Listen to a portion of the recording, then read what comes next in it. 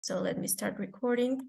Thank you so much. And thank you everybody for joining us here today. Welcome to this month's ISFE webinar entitled Future of Food and Agriculture from Macro to Nano. Nanotechnology Approaches in Sustainable Food Manufacturing by Dr. Carmen Gomes. Briefly, I'll introduce her. Dr. Carmen Gomes is currently an associate professor in the Mechanical Engineering Department at Iowa State University, where she has developed a distinguished research and teaching program in design of nanoscale materials for the development of functional delivery systems and biosensors. Projects pursued in her laboratory range from the fabrication of polymeric nanomaterials and nanostructured devices for biosensors to bioactive delivery systems. Dr. Gomes has over 14 years of experience working in the research area of nanotechnology applied to food processing, food safety, and food quality to develop effective solutions in food and agriculture production. Within her research program, she has secured funding from industry and federal agencies such as USDA, NIFA, NSF, NIH, CDC, and she has also mentored over 21 graduate students, 45 undergraduate researchers, supervised 23 research staff and visiting scholars, and also published over 80 peer-reviewed journal articles. Dr. Gomes received her PhD in biological and agricultural engineering in Texas A&M University, and she has received her bachelor in science in food engineering at Federal University of Viçosa in Brazil. Now, before we start, please remember to mute your microphone during the presentation. If you have any questions through it, you can either write them on the chat so that you do not forget them. And at the end, you can ask them directly to our speaker, or I can also read them aloud for you. Again, thank you, Dr. Gomes, for being here with us. Thank you, everybody, for joining us, and welcome. And it's a pleasure to have you as speaker. Again, now you have your audience. Thank you so much. Thanks so much, Viri, for the lovely introduction, for the invitation to be part of this seminar. I want to first thank Gustavo Barbosa Canovas, for inviting me. He was the connection, so thank you for having me. And just to clarify, this presentation is about 45 minutes, right? And I'll try my best to keep in time. And if you guys are welcome questions, the topic that I'll be talking about is not necessarily directly I won't be focusing a lot of the talk on my research. It's more an overview of how food systems are complex and how nanotechnology can help address some of the most complex problems we have in food manufacturing. So let's get started. Let me share the screen. And we go from there. Let's see. Let me find the PowerPoints. It is truly a conversation. I don't need to go all the way with all the slides I put together. So I will try again to do my best to keep in time. So what I'm going to be talking about is the future of food and agriculture. And the idea is that we have to understand that food production is complex, and sometimes we need to allow ourselves to get out of focus and be able to understand that there are many components playing. And maybe nanotechnology is one of the answers, but not necessarily everything. So I believe everybody agrees that we have a common vision of the future. We wanted to be able to reduce waste. We wanted to be able to produce food for everyone, and also eat things that we know that are good for our body, that will allow us to age well and have a healthy life. So here are some examples of the things we from time to time can look into, all the way from agriculture production to mitigating disasters and things related to climate change. And at the end of the day, we all strive to be aging well and having a fulfilled life. And this is well attached to some of the sustainable goals developed by the World. Oops, it is not going. Sustainable goals defined by the United Nations. Especially if you are talking about food engineers, we definitely have this passion about trying to end hunger, achieve food security and improve nutrition, and promote also sustainable agriculture.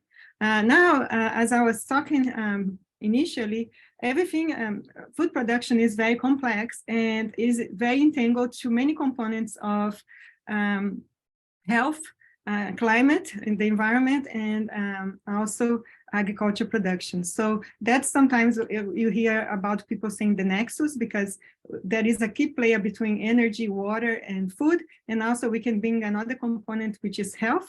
And if you try to disentangle that, one good example is this slide that I'm about to show, produced by USDA and IFA, Hongda Cheng. So if you see that things are all interconnected, the nexus of agriculture and food and health. And you can see there are many components in this spectrum if you try to disentangle this.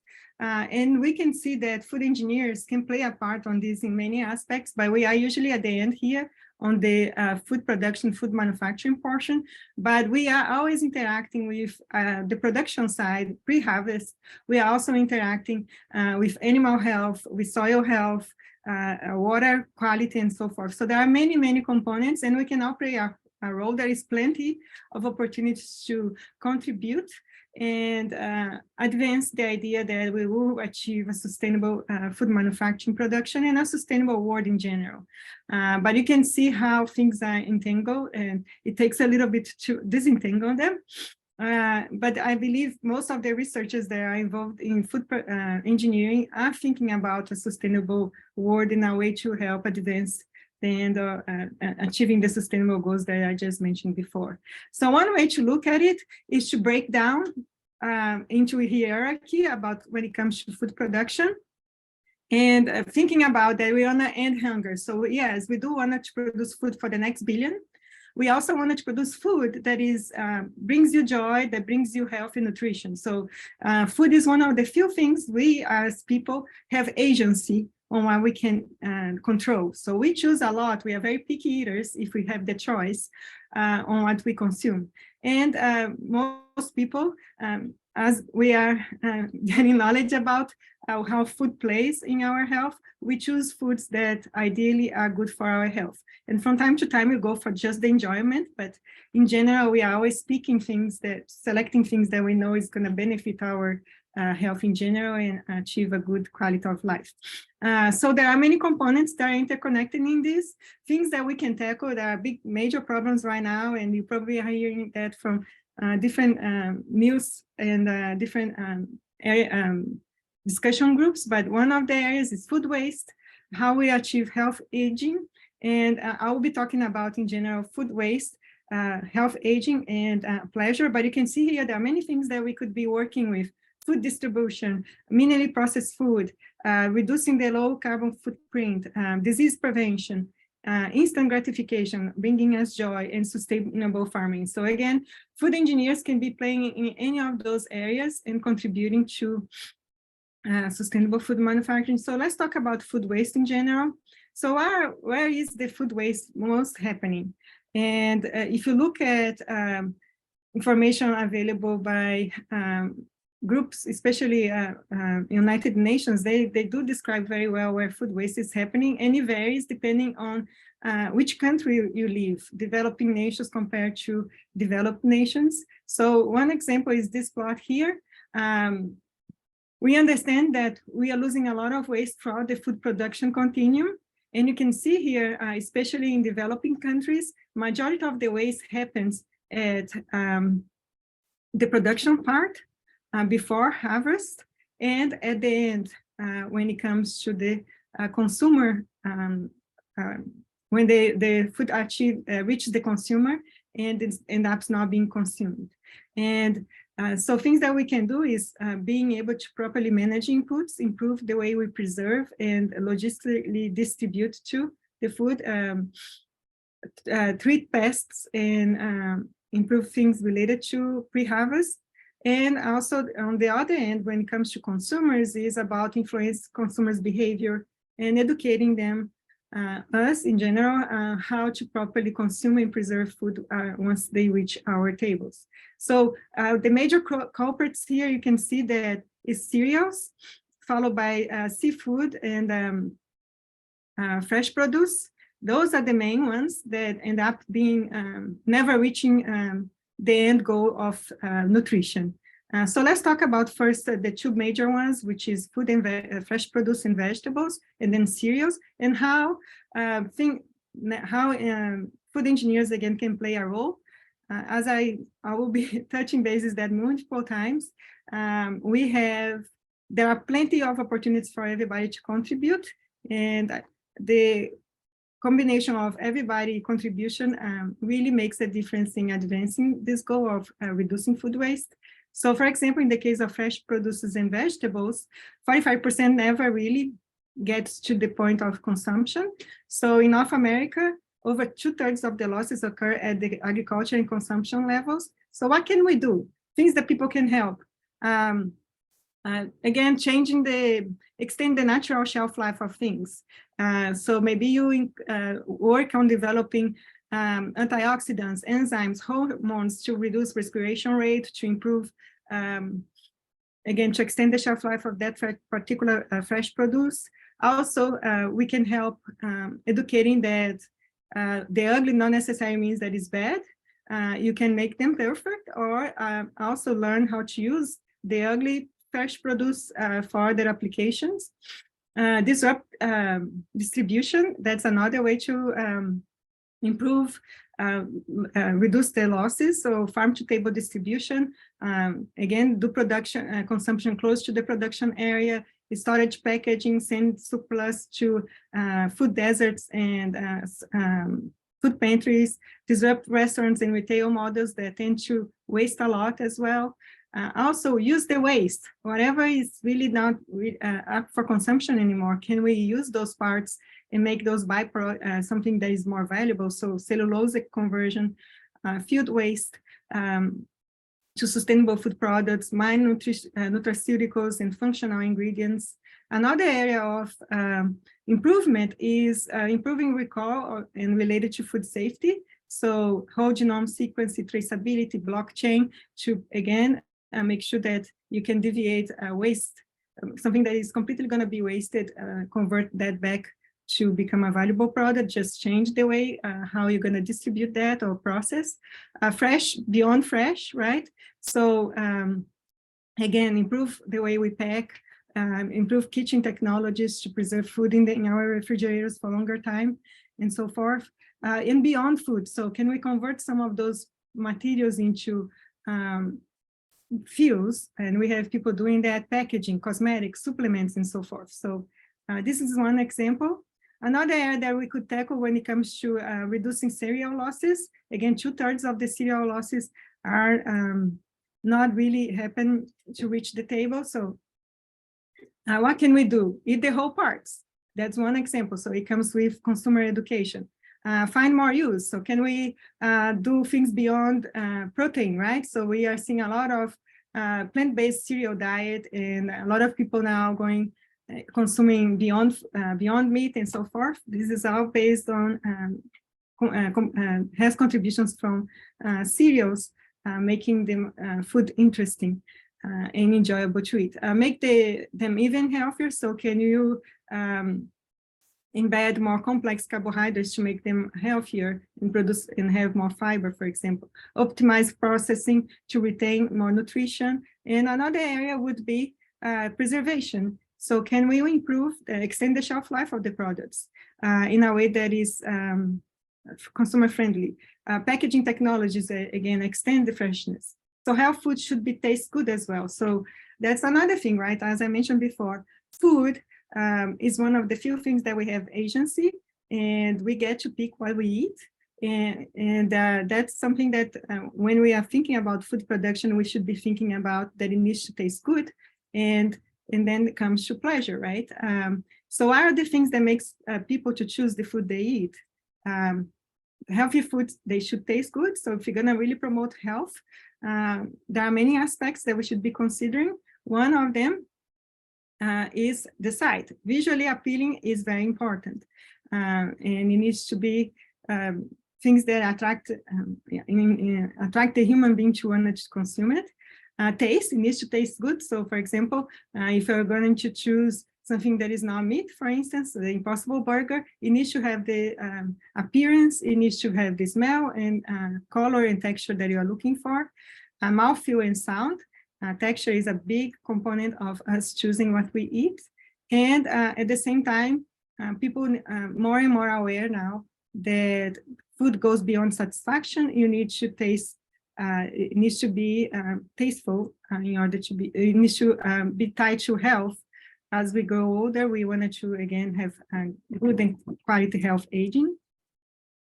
And some of the answers for this, right? I kind of just talked about those things. So human psychology is a big component. We need to understand how people select the food they eat, the way we market them, and inform the consumers what we are providing in that particular package, and also making food accessible. And that can be, again, we still have in developing countries, food deserts. So how can we make sure that food reaches a large portion of the population in a way that is affordable and at the same time preserving the quality of the food, the nutritional value. So here we're talking about also restaurants and e-commerce, so things are evolving. And as I mentioned, also health, right? So as we grow older and get a little more aware of the things that we eat are interconnected to our health. And we all say that as we go older, it's like retirement. We need to start working on our quality of living the moment we invest in the early age, so we have a good quality as we get older. So we need to start thinking about that early on. And we need to understand that things are interconnected. So again, food and health are directly connected. More and more we hear that in the mainstream, not only on scientific journals. We know that the quality of the food we choose impact the way our biochemistry in our body, our metabolism work. And it has an influence on the choices we have and the balance of the nutrients we consume. So again, talking to nutritionists and being aware of the things that we know that is good for our health and reducing the things that are not, because we know that a lot of the diseases we consume are connected to chronic disease, such as diabetes, immunological responses, similarly, chronic disease related to heart problems and so forth. So nowadays, people are very familiar with irritable bowel syndrome. That is everything to do with the types of carbohydrates and foods we eat. So things are interconnected. And clearly, hopefully I made the message that this is very complex and we cannot solve all the problems by tackling one with one solution. It needs to be multiple layers. And the best way to do that, as I initially mentioned, is by reframing the problem, by looking in different ways, allowing ourselves to be disconnected at some components and focus on the most granular questions we can. So again, the message is, how can we tackle these complex systems that we wanted to produce food for the billions, we wanted to make food that is nutrition, and at the same time that is good for our health and bring us joy. So again, one way to address this is by reframing and finding out the bottlenecks and shift our way of thinking and our methods. And that's, if you haven't heard before, what people are talking a lot here in the United States, for sure, about convergence science. What is that? So convergence science is when you need transdisciplinary groups, scientists and members of the society to help you drive the questions to really pinpoint the problem and understand how we can tackle that particular challenge. So here, we have to bring key players. In the case of food, for example, it could be safety, economics, policy and regulations, consumer needs, natural resource, and technology. And those people together, they will assist in collaboration on how to answer the question. And once the question is answered, it goes back again and diverge to create new products and ideas. So we may, as food engineers, may not really understand how the dots that connect this particular question. We may be the experts on the technology, but then you will have people contributing and helping you think about the other components or providing input and connecting you to the right resources to be able to answer this question properly. So that's the main drive for convergence science. And one of the main things is we need to allow ourselves to be out of focus and understand that we don't understand completely the whole connections of all the in depth, the whole components of the problem anew. And the best way to do this is asking questions and asking multiple layer questions until you get to the most granular, the most fine, the most specific question that really is the source of the problem or the one that you wanted to answer. That's one way of approaching this. And again, we start thinking big, and then we go all the way down to the most granular question. So for example, thinking about the macro system of food manufacturing and problems to solve, I tackled a little bit on them before, but think about carbon footprinting and how we can, as food production, we know it's one of the major contributors for carbon dioxide production. How can we tackle that? So things that we can start thinking, understand how food degrades, the mechanism for food degradation, the psychological aspects of eating, oral processing, food health interactions, distresses due to food, allergens and intolerances, detect, control, and connect. So, oh, sorry, I went too fast. Spoilage detection, pathogen detection, biomarkers health, supply chain traceability, food distribution disruption. So that's one of the aspects that one could be helping. I particularly work a lot on this area, preserve, expand, and use. So how can we make safe and effective preservation, sustainable packaging and preservation approaches, reduce packaging using preservatives that are ideally natural, new use of food waste, waste less, use all the parts from a plant or more plant-based materials. Another example is deliver health and joy. So things we talked about already, food structure manipulation to give the right texture, food structure preservation, macromolecule interactions, and how does that interfere on your nutrition, encapsulation and release of bioactives, tailored release kinetics for the delivery of those bioactives, minimally processed safe food.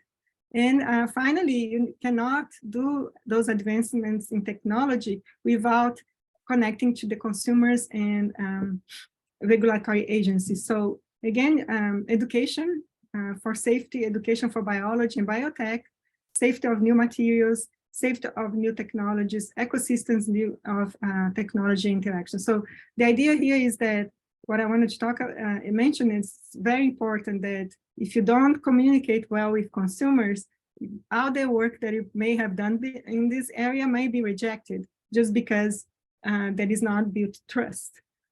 So trust, understanding, education, getting input from the consumers is a very important component on advancing sustainable food manufacturing.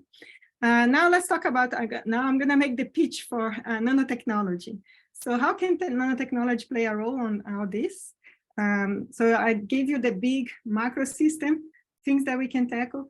Can nanotechnology helping on different aspects of food manufacturing?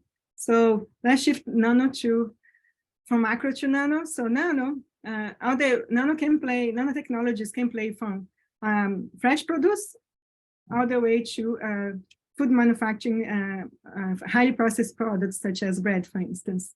So find things that we have seen nanotechnology approaches tackling production of food in different aspects.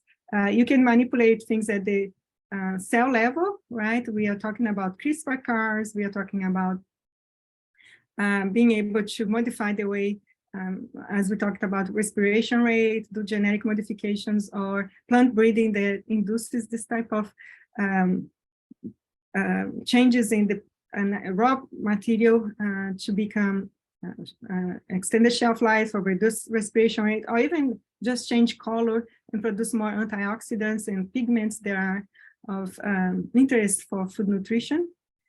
Things that we talked about already, using nanomaterials to improve packaging properties, reducing, increasing barrier for oxygen and water and other gases that can contribute to food preservation. We can work on improving the way nutrition and components are absorbed by the body. In this case, one example is pet food. You can definitely incorporate micronutrients and other types of materials to improve, or probiotics, you name it, using nanotechnology approaches. And here is an example of a sensor that is using a cantilever approach to be able to detect different components in a particular application. In this case, could be a bacteria, a pathogen that you wanted to detect before it reaches the consumers. So again, nanotechnology capabilities are profound and opportunities abound. There are quite a few reviews out there that I recommend you to look related to how nanotechnology has been playing a role in food production, in health promoting, and so forth, and also in sensing. So here is describing examples of how we can use microorganisms and plant tissue to produce nanomaterials that are relevant for health, to create antimicrobials, cosmetics, imaging of different types of tissue in the body and so forth, and also allowing us to understand better mechanisms, biological mechanisms, by producing those nanoparticles that are fluorescent and so on, that you can tag and be able to visualize things in vivo. Delivery systems, there are quite a few out there, and they are being used not only for drug delivery, but also for nutraceuticals and microbials. And again, thinking about food applications, you need to be thinking about cost. You need to be thinking about the impact in toxicology, and also ideally for good consumer and in general regulatory acceptance, you need to be thinking about using natural components, things that are known to be generally recognized as safe. Here is an example of sensors, different types of sensors being available for us to be able to obtain information throughout the food manufacturing production, especially related to pathogens, food safety related aspects. There is a lot of research, a lot focused on food safety, not much on food wastage and other aspects of food sustainability. And here is more talking about toxicology studies and trying to understand if I modify, if I non-engineer a material, does that change its impact on humans and the environment in a negative or a positive way? So things that we need to keep in mind. So hopefully you, when I talk about convergence, you see that many of the best ideas are questions, and many of the best questions are ones that might seem insoluble at first blush. So keep asking good questions, keep asking yourself. You can start macro and eventually going low and stacking it down all the way to the most granular question. And hopefully that will drive you to innovate and to address the problems that we are facing right now as a society, globally speaking. So success should begin with the end in mind. And here is a good example of the scientists innovating and very excited about the opportunity to really make an impact, positive impact in society. And then here is the consumer. But there is a big, big gap between how what you innovate really goes into end up translating to society. And that's probably you guys have heard before, the valley of death, which is where most of the great ideas die because certain things were not, you didn't address some key components of your idea. And that's what I want. So the end user, the implementer, the regulators, and the environment. So are we asking the good questions? Does this address the bottleneck that we are really trying to answer, to focus on? Is there a consumer benefit with your innovation? Is the environment, what is the environment and safety impact? Is the approach efficient and scalable? So thinking about those questions, hopefully mitigate or make it this bridge all the way across. That's the idea. So now let's talk about some of the examples that we have. I'll talk about it now, about the focus of my research, but just a snapshot. Then I will mention challenges that we are facing right now when it comes to sensors, because that's one of the focus of my our research group here at Iowa State. So this is, in summary, the mission of our research group. We really focus on ensuring food safety and quality with the uses of nanotechnology. There is two areas that we focus on: biosensors development and delivery systems. And what it brings them together is the use of polymers, biopolymers, and other types of synthetic polymers too. But what they have of uniqueness is they are able to change conformation based on environmental stimuli. So they can extend or contract based on changes in pH, temperature, and voltage, for instance, or electrical stimuli. And with that, we can make better sensors or delivery systems. So some of the applications we have here, the materials we work, and over the years, our research has expanded to human health, soil health, and water quality, as we develop more sensors and delivery systems that are applicable into those areas. But again, I just want to give you a snapshot of what I do. But really, the idea here is to hopefully give you some more ideas on what you want to tackle and move on. So when it comes to sensors and the areas of technologies that are needed, if you think about the whole continuum of food, agriculture, and the environment, we recently had a review that talks about the things that are needed innovation. And one of the things that, as I mentioned about the good questions, is thinking about sensors that are user-inspired. So really, the end user, can they actually be able to deploy your sensors and get the information they need? Is that information, that data, that result of the sensors really helping the end user to make a decision? So some things that are very important to consider.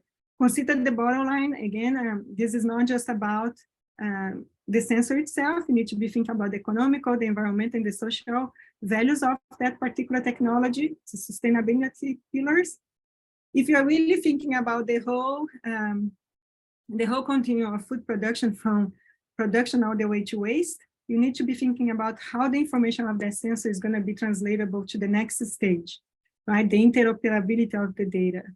And if you're really thinking about one-time use or sensors that are going to be deployed in the field and you're not going to go there to rescue it, you need to be thinking about the impact of that sensor to the environment. So biodegradable materials are a big drive.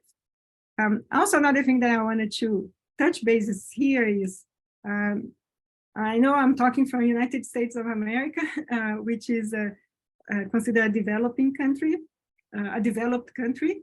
So can those technologies be applicable to places of low resources or developing countries?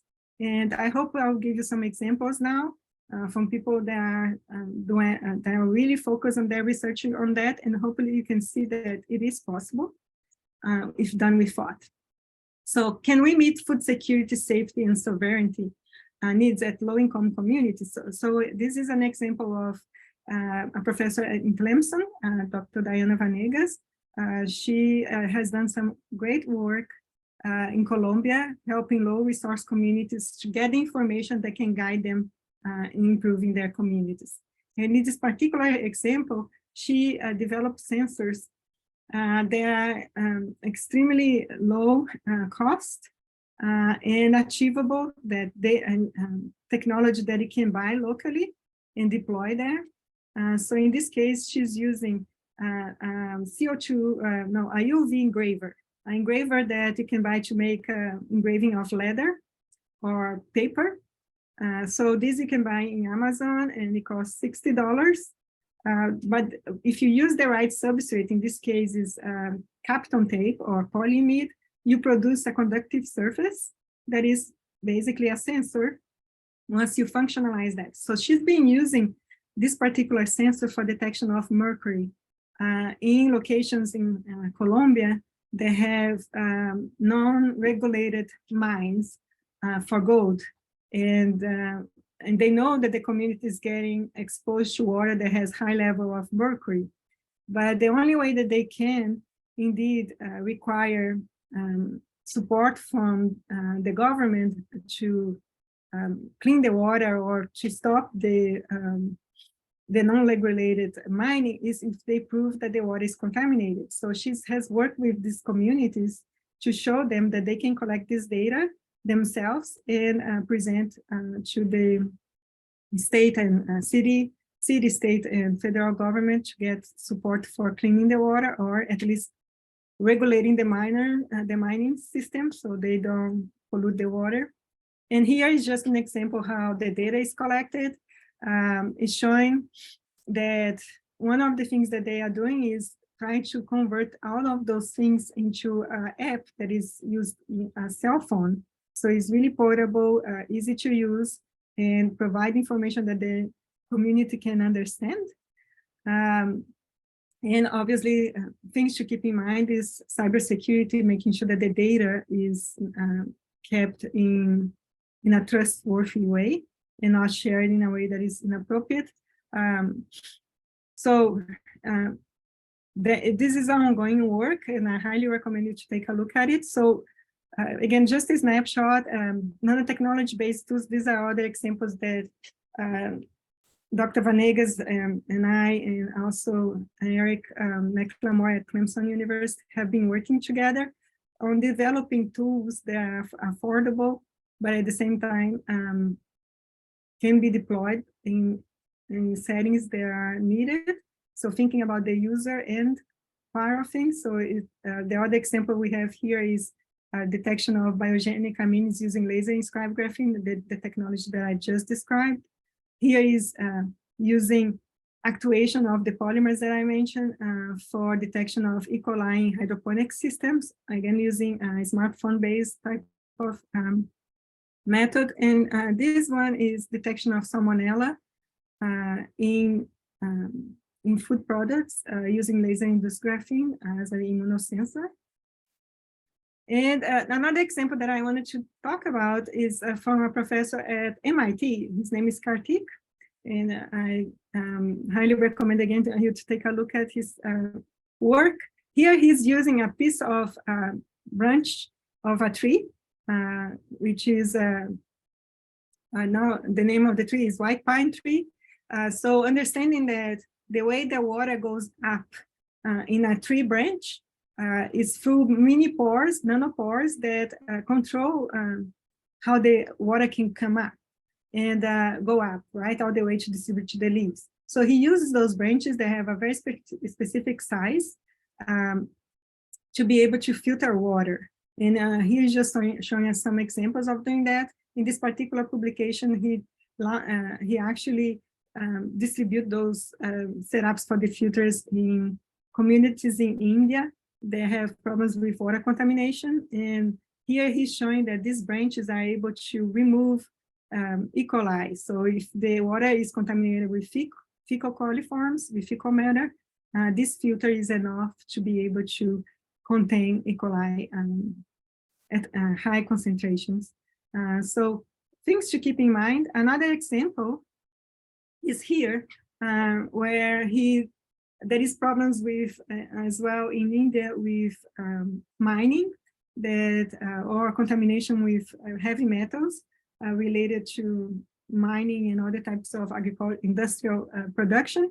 So one way that using citizen science, he has distributed this particular set of filters. The filters are based on cellulose and ion exchange resins that capture small concentrations of heavy metals. So what he can do, what he has done in India is he sends out this setup that has many little filters attached, resins attached to it, as you can see here.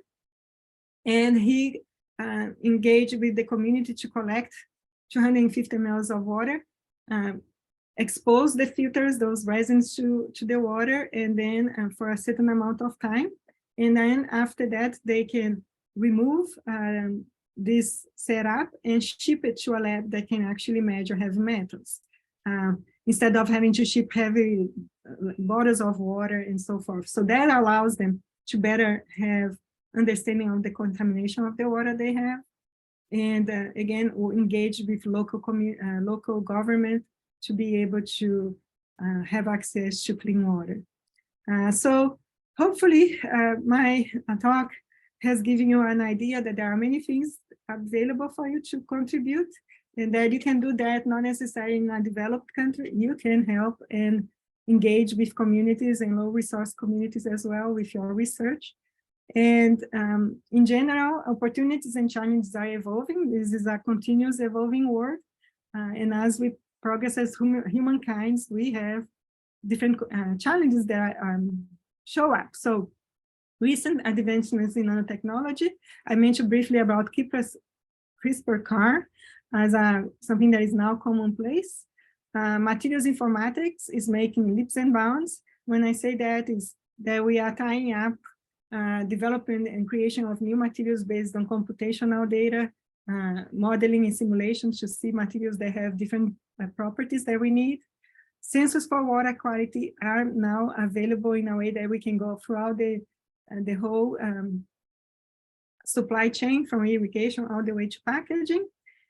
Internet of Things in ag, it has become gain a major momentum on how to be able to understand and connect data from a farm all the way to final production using simulation and computing data analytics together with sensors.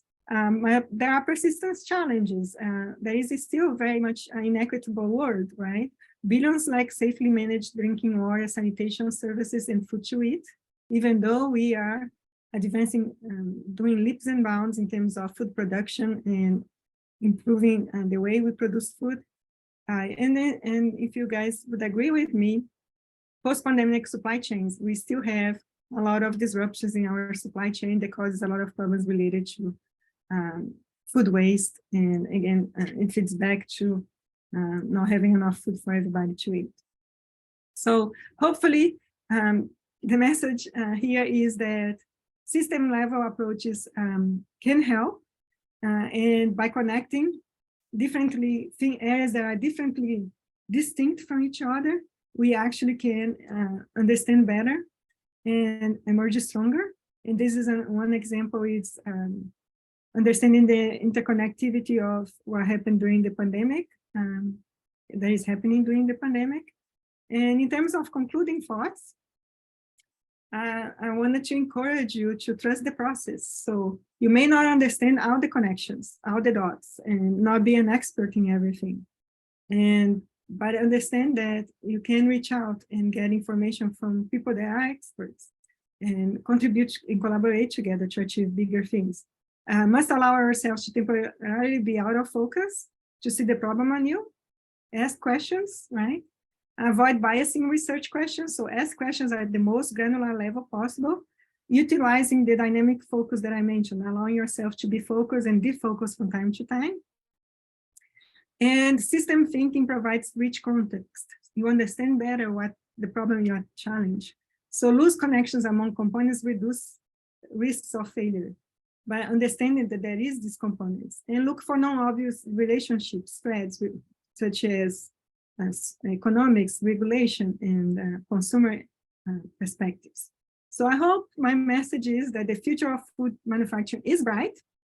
We can achieve bigger compacts with new lenses and sharper focuses, again, allowing ourselves to be focused and out of focus from time to time. And with that, I want to also, before I end, I have one more slide, which is about me making an announcement for a conference that is happening next year. I know ISEF is happening this year. I want to encourage everyone that is engaged with ISEF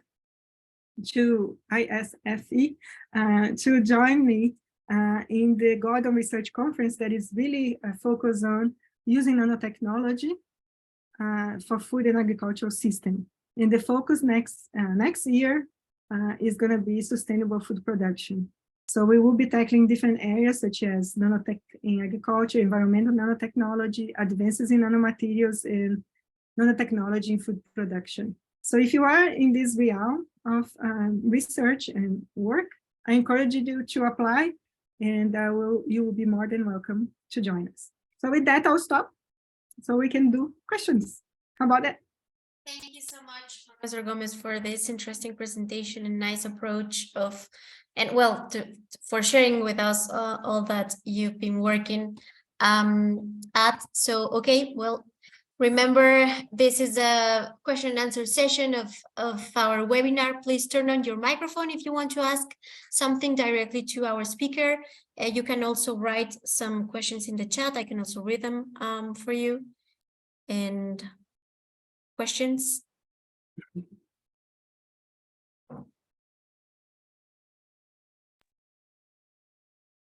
Well, thank you very much for your presentation and for this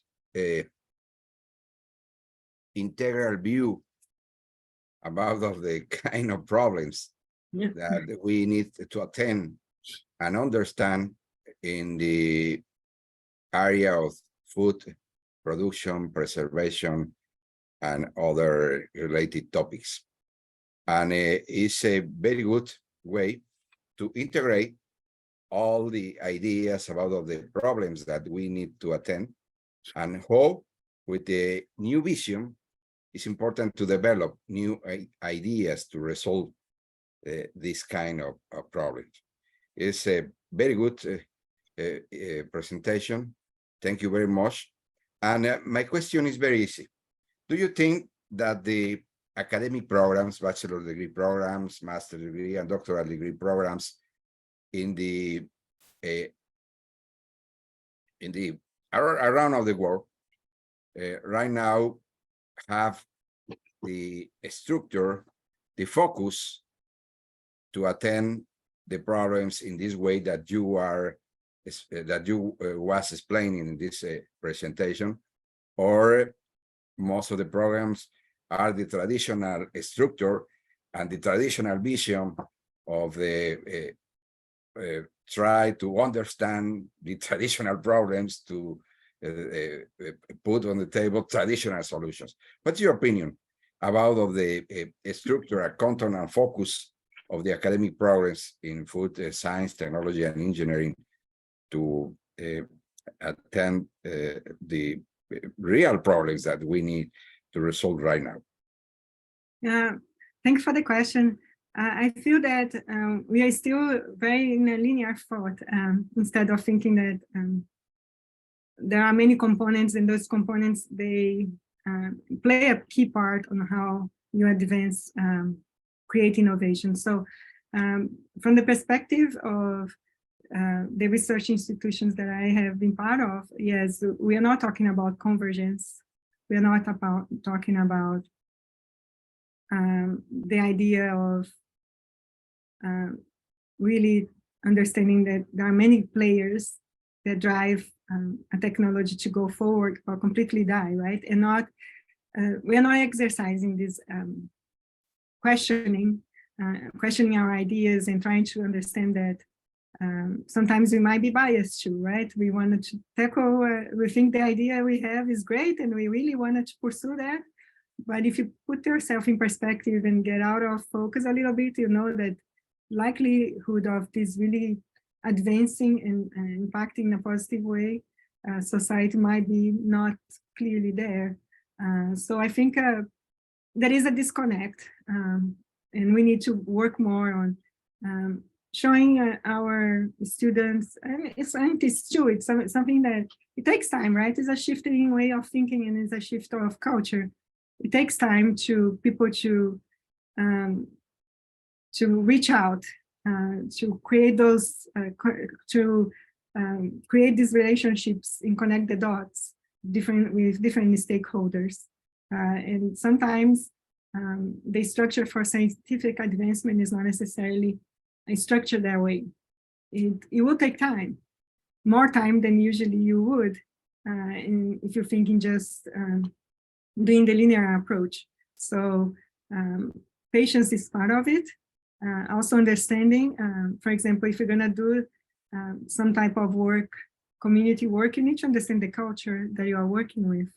You need to understand the resources that are around you and the multiple stakeholders, right? How the government works, how the regulatory system works, and so forth. So, no, yeah, the short answer is no.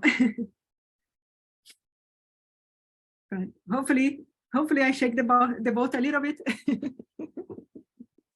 Thank you so much, Professor Gomez. Any additional question? I have one myself.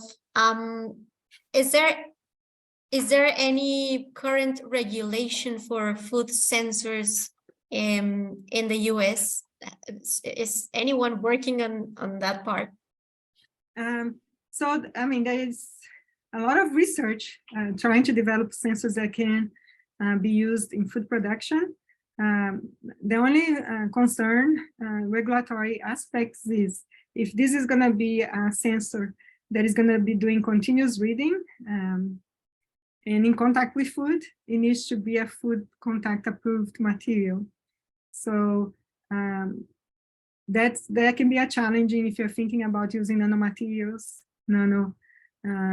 that could potentially leak into or leach into the food product. So even though there is a lot of research, there is little translation because of those factors, or the only way to look into it is disposable, right? The sample is destroyed after you test. So that's another way to approach, but then you have to be thinking about, does your sample represents the batch, the particular production for that batch that is being produced on the company? Is it in the time that is relevant for the production, right? Again, is the questions you have to be making to the food manufacturer. How long does it matter if my sensors produce the data in 8 hours or in 2 hours?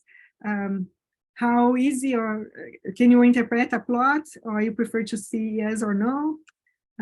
Things that you need to be, is the cost a big factor for you? And if you have a false positive, right, which means you have to, it says that the contaminant is there, but it's not. Does that cause my food? So all this batch is going to be wasted. How big of a problem is that? So things that a conversation and understanding where your end user is, it's very crucial and relevant to make things translate. Yes. Thank you so much for the answer. We have time for one last question. Lucero. Hi. Yes. Hi, good morning. I'm Lucero Mendez from Mexico, from San Luis Potosí in Mexico. What would be an alternative to make a change of mentality that the consumer to become aware of the new products that we are aimed to a circular economy and impact of the environment? If the consumer here in the third world countries are more impacting the price. For example, right now in one of our courses, the students are developing as a condiment or a seasoning or a dressing using a waste of the brewing industry or the beer industry. But the cost of this product is higher than the other products in the country. Even if we are making very punctual analysis about the impact of the treatment of the waste and which is the impact of this waste in our environment, the consumers are more focused in the cost of this part. So this is also an impact of the entrepreneurship, or be like the person wants to make a new implement nanotechnology or new products, even if the cost is not rentable, they are very disappointed about this. So how we can make the change also in our students that is not only the price of the products. Right. Yeah. So it's an interesting question because perhaps there is not a direct answer. Many factors, I mean, things, different approaches, right? Maybe something to talk to the beer producers, and they could be one of the first ones to adopt the seasoning and start using their, in their, if they have a brewery, right? Something that they serve that beer, they could be serving food that is using that. But given that everything is clear for this regulatory aspects of things, that everything that you guys are producing is approved for food consumption. So they could be the first adopters, right? So you need to find the people that are basically the people that are in the edge of always looking for different things. So there are, probably you have friends that you go to the grocery store with them and they're always looking for new products. They are always trying to see different things. And some of us just go there for buying the same thing that we always buy, right? So there is this range of consumers. So if you can find the ones that are more on the disrupting side, that they really wanted to be the first ones to try things, that would be one way to spread the word. So word of mouth would be one. Another one is if you can really, the way we communicate our discoveries, right? So how can we go beyond just journals and the language that we use for scientific distribution? That type of, the jargons that we use, the words that we use, do not necessarily translate to our, to the final, the people that are just out of this, I guess, community. So, for example, can you explain this technology to your grandma or to your mother or whoever, right? And demonstrate to them, look, it's more expensive, but it's going to be good for your health, and you don't have to take medicines. Instead, you are using something that is going to be going to waste, but at the same time, it's natural, right? And it's going to be good for your health overall. So why don't you give it a try? And then they try, and then they, oh, I like this, you know. There are many components, right? And I guess that's one thing that universities in general need to work more on, how to bridge the communications with the general public. Sometimes we get too embedded in our labs, in our language of scientific minds, and we don't know how to communicate in a way that people can understand. So doing bringing kids, bringing people from outside, and also reaching out to them. But we have many problems with new technology adoptions, is because we fail to communicate and educate the general public, and then rejection unfolded, right? And that's examples of that is GMO, right? Generally modified organisms.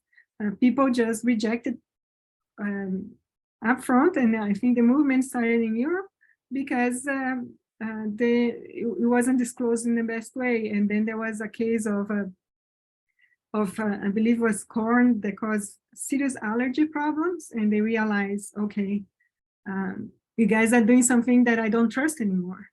And so I don't want to deal with this technology that you're bringing to me. So my take, yes.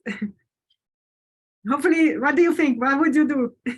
Yes, it's complicated because it's like organic and no GMO, and also kosher, halal, and everything, but low cost, and and it's like change the mindset of the consumer right now.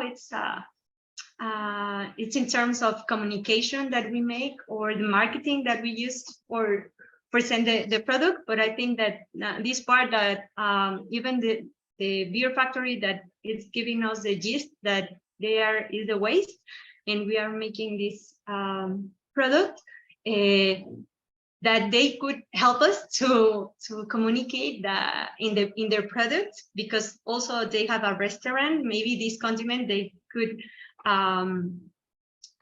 help to communicate that is for a waste of this industry, and the impact, the positive impact that we could have. Thank you very much. Thank you. Thank you. Thank you, Lucero, for your question. Thank you, Dr. Gomes, for the answer. And I think we run out of time. We truly appreciate your talk, and of course all of the people that participate in this webinar. Please keep in touch for our next webinar, and thank you so much for joining us. And again, thank you, Professor Gomes, for being here with us and for sharing your knowledge and your really interesting point of view regarding this topic. Thank you. Thank you all. Gracias. Please reach out. If you want to connect, please reach out. Take care. Sure. Thank you. I'll share with you the link. Thank you. Thank you too. Bye-bye.